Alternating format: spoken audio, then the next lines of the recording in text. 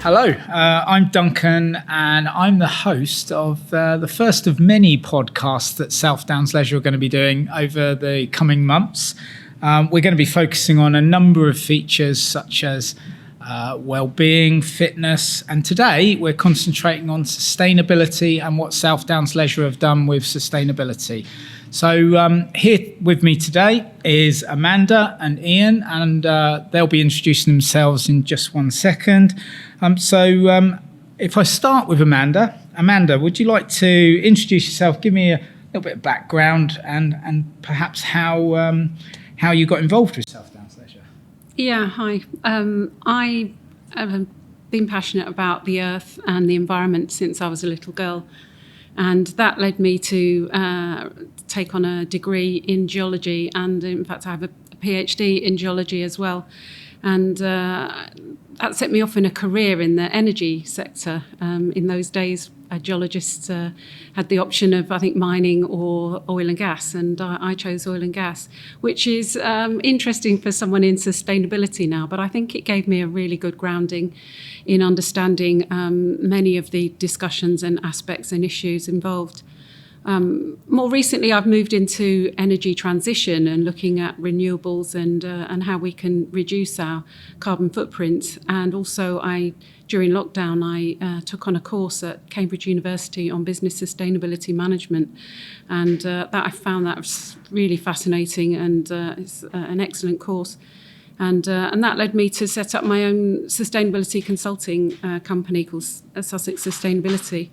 Yeah. Okay, thank you. And you came across South Downs Leisure from a completely different source to where you currently are now. And do you want to tell us about that? Yeah, it's a complete chance, really. So I'm a Samaritan's listening volunteer, and I was on a shift with Paula Spencer-Snell, who is a member of staff here in the marketing team, and she was we just got chatting, and she was quite interested to hear about my sustainability interests and knew that you were also thinking along those lines, and so she suggested that I get in touch and facilitated a meeting with you. So it all stemmed from that, really. Okay, and then from there you I asked you to do, or we talked about sustainability. I know I'm passionate about the subject as well, and I think we probably, what was meant to be a half an hour, 45-minute chat turned into probably a 2-hour talk about wind turbines and all sorts of things. But from there, you came along, and do you want to just say a few things that you did for us initially? Yeah, I mean, that initial discussion, that was allowed us to, well, certainly me, to understand what it is you're trying to achieve, your vision for the company, and how best I could help.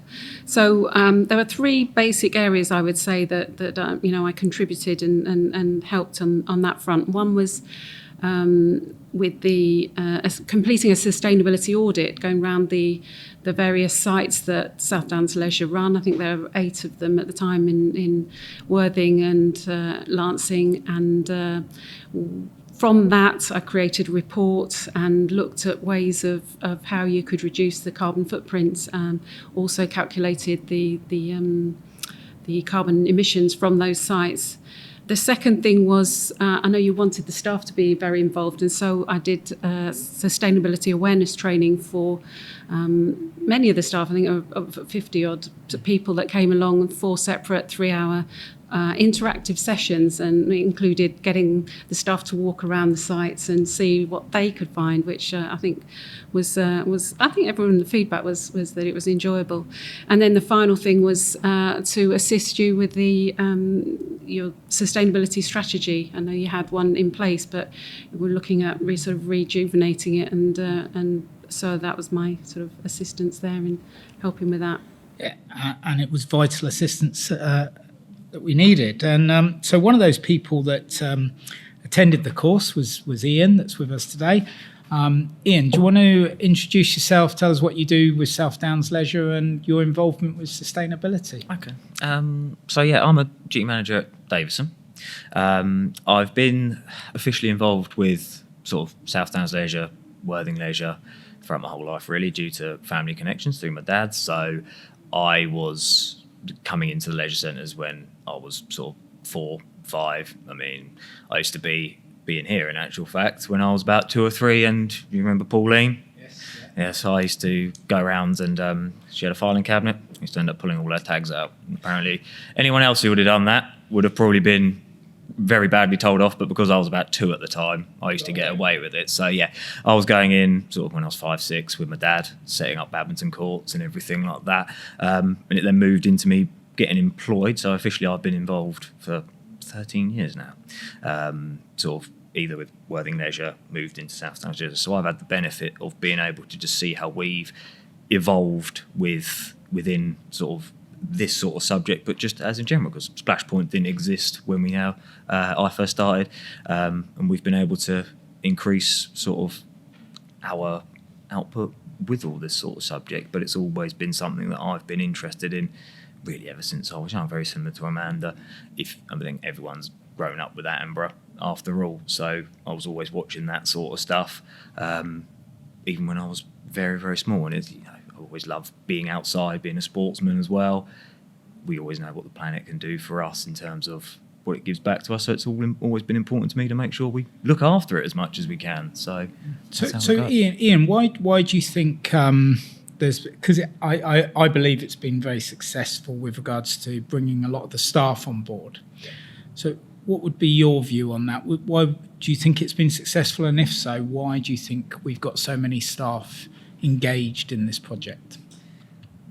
Well, part of it is down to Amanda's course, I would actually say, because I did it, as we said, we had 50 people, and it was actually, I'd say that was quite well attended. How many did we have on the one that I did, on the Lancing Manor one? It was about 12 in each course, I think. It was about that, wasn't it? Yeah. So it's important because to get as much engagement as possible, I would probably say, within all of this, because in terms of us being, say, maybe more senior members of staff within South Downs Leisure, it's all well and good us going around saying, oh, let's turn those lights off. But if we can get more of an education within the group of sort of the lower level staff, newer members of staff as well, it basically integrates a positive culture within environmental sustainability more than anything. So if we can get as much buy-in as possible to all of this, in terms of us moving forward as a business, we're going to be pushing towards what our goals have been set in the sustainability plan for the 2040 stuff. So if we can get as many people involved within this as possible, then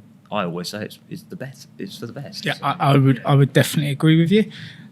So going back to Amanda, what would you've obviously seen this sustainability project over the last year progress. What would you say have been some really good successes over the last 12 months? And then perhaps looking forward in the future, what do we need to look at, or what would you like to have seen happen or done in the next 12 months? Okay, well, I would say you actually started from quite a good position. I think you'd already put in place some excellent sustainability measures. And some of the things when I did my walk around and could pick up on is what the awareness levels of staff, which were enhanced, but the enthusiasm for that, but also in the buildings themselves, the conversion. I think you changed the lighting to LEDs, which is obviously very good. You've got an energy management system in place, which is monitoring rooms and making sure that they're heating, which is as well as being good for the environment, is also good from a cost perspective, obviously, as a business. I think the waste, you looked into greater recycling and waste, looked into the supply chain management, and I know that you looked at, or certainly have engaged with companies that have more environmentally friendly packaging. So there's a number of things that off the top of my head I can think of that you're actually doing. That I think the solar power. And I think that's one, yeah. Trying to progress on that, and reusing water from the swimming pool to flush toilets. So there's an awful lot that's good there. I'm just reading them behind you, actually. I can see them behind you. So what about where do you think we need to focus or things that you would like to have seen done in the last 12 months? Okay. Well, I mean, obviously there is always room for improvement, and I think one area is, and again, it helps the business as much as the environment, is in the reducing energy costs. And I think the ground source heat pumps that you have in Splash Point, they've been out of action for a while, and I think it's been frustrating, I know, but if we could get those back up and running as soon as possible, I think that will really help as well and reduce the need to use gas and electricity as much. I think the other area, and it's one relating to the 3G pitches, is the rubber crumb there, which I think a lot of people don't realise is made from ground up tyres, I believe, which is obviously oil derived, and these fine grains can get into the water system, and so I think focusing on trying to, and as they come off the pitch, to try and capture those and put them back on would be something to, put right as well, if you could. Yeah. So over the next 12 months, I can give some feedback on that. The ground source heat pumps, there is some progress there. We are hoping to rectify that over the next, I'm going to say 3 to 6 months. It's a little bit out of our control, directly out of our control, but hopefully there'll be something happening in the next 3 to 6 months to get that recommissioned and working again. So just for anyone that doesn't know about ground source heat pumps, it's like a radiator that goes into the ground near Splash Point, and it goes 150 metres into the ground. And at that depth, the temperature is 12 degrees, 13 degrees near the sea. So you start off at a level of 12 degrees. If it's -1 outside, you're starting at 12 degrees. You're not having to heat from -1. And if it's 28 degrees outside, you're able to cool the building starting at 12 degrees. So it works both ways. And then the second one was the rubber crumb. So the rubber crumb, we have recently been working with contractors to build Palatine Park Football Centre, and we put a grid there to capture the rubber crumb. And we recognised at that time we need to put grids in our other site. So, Iain, is there any projects that you're wanting to do yourself with regards to sustainability at either Davison or across the whole, globally across South Downs Leisure? Well, I've been doing one recently, in fact. So I've actually been looking at the chemicals we use, sort of in terms of our cleaning. I mean, I can see there's one literally directly behind the cameras over there, which in terms of being health and safety qualified as well, I have had a look at, and when you look in the data sheets, it says if it gets into the water system, potentially harmful to marine and aquatic life.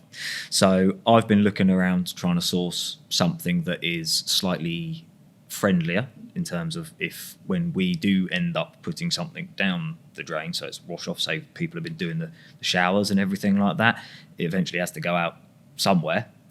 Something that is more friendly to, firstly, the environment, animals, but also then to actually ourselves as staff more than anything, because the last thing you want to do, even with all the PPE that you put on, you want something that is more skin friendly, really. So I've actually been looking, and I've actually sourced a company that even their bottles are made out of old milk bottles. So I found some stuff, and we're actually in process of just sort of trialling that. A Splash Point would have just done a recent deep clean as of recording with some of the stuff that I gave them. I've been using it around Davison in terms of doing party cleaning, gym cleaning.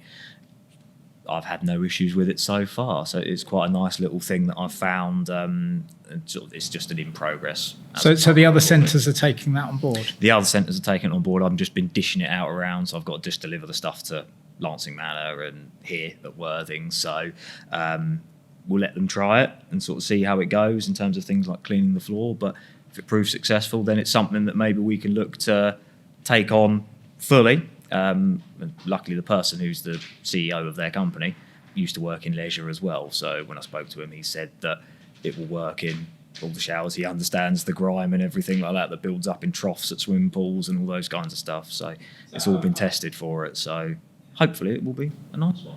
It is one thing I have noticed actually since we've started this project, and from the courses you delivered, it created talk, if you like, in the offices. So people were coming back from your course, and let's say there was a course here, 12 people went on it, they came back in the office, they all started talking. But what was interesting was they weren't just talking about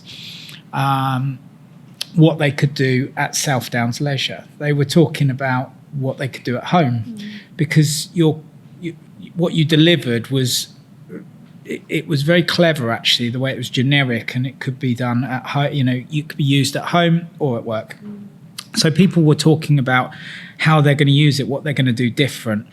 And then from that, I asked you to do a few little extra bits, and you found us a course in, who was it with now? Active IQ, wasn't it? I think it was something like Active IQ, and it was the Environment and Sustainability course. And we've actually now had 12 staff go on that course, which was probably, Iain, you did it, didn't you? So how many hours would you say you put into that? Oh, I would say, I'm trying to remember how many units it was. It was six, I think. Yeah, six in units. total. So I would probably say about, give or take 60 maybe in total, because you had to do it at your own sort of time.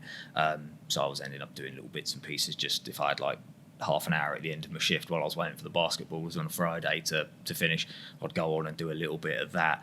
But it covered everything, and it's not just looking sustainability in terms of what you would assume is the planet. It's actually sustainability in terms of looking at what we are in terms of as a local business as well. There was sort of content within that in terms of what is sustainable. Supporting local businesses is a more sustainable method than going off and buying something from elsewhere. So yeah, I think it was about 60 hours. I work quite quick, so I was probably able to do it in a little bit less time than that in terms of doing it. But it got you thinking, not just in terms of your work environment, in terms of how you can be more ethically friendly and everything like that, but it also did it, as you mentioned, in terms of what you can do at home and for the wider community more than anything. So it was thoroughly enjoyable, and it was something that I got to go on as part of Amanda's course, because we had the opportunity to do it, and I would encourage people to go on and do it if there's other people that are wanting to do a little bit more. I would say the more people that go and do it, it will only be more beneficial, not just for us as South Downs Leisure, but for them more than anything. Yeah, I found it enjoyable, and it helped me when writing the strategy. I know that one of the things I got out of it, Amanda, was the 3 Ps, so people, planet, profit. And I think what I've found is that since then, everything has evolved around the 3 Ps.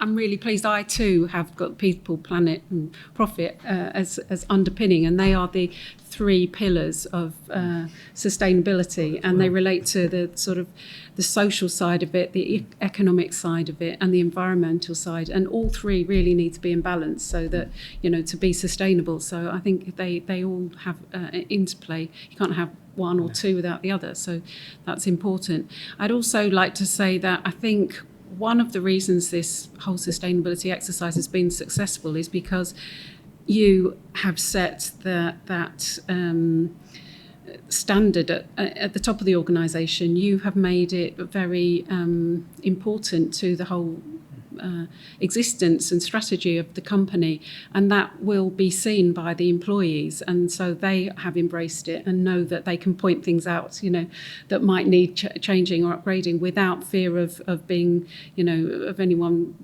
complaining about that, and action will be taken. I think that really is a a great sign from you to do that and inspire and lead in that respect. I think you've also put champions in place as well across the organisation, which has helped as well. It just continues it, and drives the whole sustainability forward. It has a real active life of its own. Yeah, what are your ambitions going forward? Okay. Further ambitions? Probably one of the ultimate and one of the hardest ones to achieve is to try and be carbon net zero. and it's particularly difficult in a swimming pool with a building that's got a huge expanse of water. How do you heat that and maintain that at carbon net zero? Example would be, you talked about solar panels. So Splash Point, the big swimming pool in Worthing, we put over 350 solar panels on the roof, but that gives us 98,000 kilowatt hours. But that is only 8% of the electric that Splash Point needs each year. So how do we get 100% to make Splash Point carbon net zero in electric, for example, let alone gas? So you can see the challenge we've got ahead of us is quite big. And, that's why we have to start moving last year, the year before, 5 years ago. The longer we wait, the less likely we are to achieve that. So my ultimate goal is to try and make the dry side sites carbon net zero by 2030. That, again, with as minimum offsetting as possible, and where possible, not at all. And to make the wet side, the swimming pools, carbon net zero by 2040, really allowing for new technology such as, and this is from learning from yourself, but from things like green hydrogen. So we have been talking to places like Shoreham Port, who are looking to get wind turbines in, and the wind turbines will then produce, they'll use the electricity from that to produce the hydrogen, and because it's from wind power, it's green hydrogen. And therefore we've actually had talks with them about being able to convert Sea Lanes, the swimming pool we're building in Brighton, and using the green hydrogen to heat the pools at Sea Lanes. So that's one of the goals. To be honest, the overall strategy and the way it's gone, I've been in leisure for next week, I was told this morning, in leisure for 33 years next week. And I've never, ever been involved in a project where there's been so many staff have embraced a particular project such as this. I think there's a number of reasons for that. I think it helped with the courses you delivered. I think you're probably right from the top. The whole exec team and management team got behind it. Then putting people on MVQs was important. But everything we do now, it's become ingrained in our policies. In every board report, we talk about sustainability, and in nearly every meeting. And then the sustainable champions are just going the extra level now to take that on board. And as I think Iain and yourself have said, I think every day at the moment I'm being told something new that's going on, that where we're improving what we do for either people, planet, or the profit. We've talked a lot about how sustainability has been adopted and is thriving within South Downs Leisure, within the organisation, within the staff. But obviously South Downs Leisure is a community organisation as such. It has customers, and communities that come and use its facilities. So is there anything we can do to encourage the wider public to become more sustainable and to embrace, the things that we've been talking about? I'm smiling because it's about in the last 2 weeks. It was a suggestion mentioned. I think it was Mark Biley mentioned it, and Katie McFarlane. And what we're doing is we are already setting up customer forums. So we're going to start some customer forums where we're inviting the customers along at, I think it's Lancing and Worthing to start with, and Ada and Worthing meetings, where we're going to be asking the customers, one, whether they've noticed things that we've done and what else we could do, and perhaps how they could support us in this going forward. So, in the future, we could be looking at things like how we could encourage them to car share or come in on their bikes. So we're already looking at what we can do to encourage people to bike to our centre and get safer bike storage, so people feel confident to bring their bikes and it's safe. So, and that's in its very early stages at the moment, but we are about to go forward and try and involve the customers. The customers are already on board, actually. There's a few people that know me and know other staff, and they're already feeding in and telling us if we're, getting something right or something that we need to improve. So Duncan, at the minute we've got COP27 going on globally. So I was just wondering, how will that have an impact on, firstly, us as a community, but any impact on us at South Downs Leisure more than anything?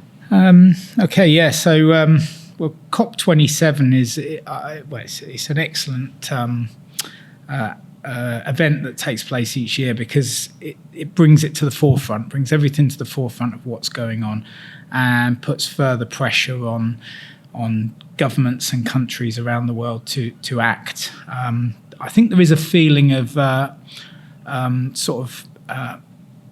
the inability to affect what is going on in the world, because people tend to, if you like, either point fingers or at the larger countries and say, they're not doing this, so what's the point in me turning lights off at home or saving water? And actually, I think what we've got to do, all of us, is start from our own self. We've got to look at what we do. Every single action is crucial to saving the planet. It doesn't matter how big or how small it is.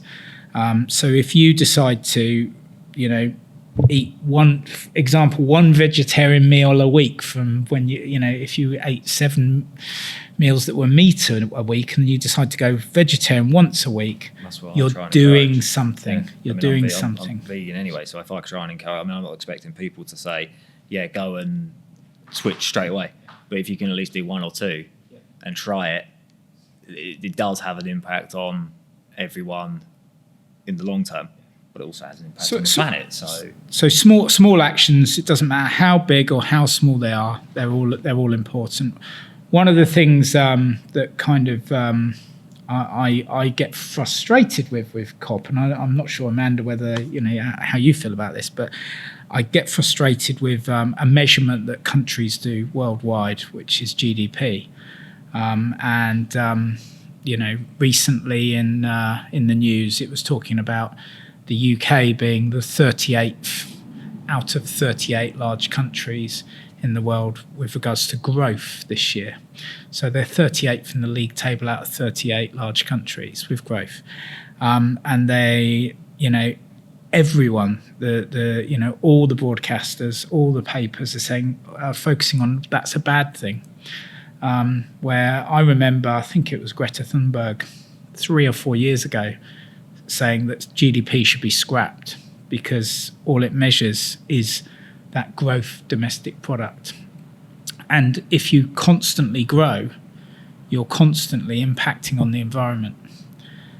And that doesn't necessarily need to be the case. And this is a personal view on that GDP probably measures growth, but it's supposed to measure happiness. So if the country is growing, the country is happy, but actually I think it measures that the country is growing, the rich are getting richer, and it doesn't necessarily measure happiness. Whereas people, planet, profit, the triple bottom line, does focus on all three. Amanda, I don't know whether you've got any thoughts on that. Yeah, it's interesting, isn't it? I hadn't actually thought about it that way, but you're right, because increased growth does mean increased use of Earth's resources, and ultimately, that's perhaps worth thinking about. And you brought in the happiness factor as well. So I'll wrap that up there, and thank you for listening to our first South Downs Leisure podcast today on sustainability. And I'd particularly like to thank Iain and Amanda for joining me today. Thank you. Thank you.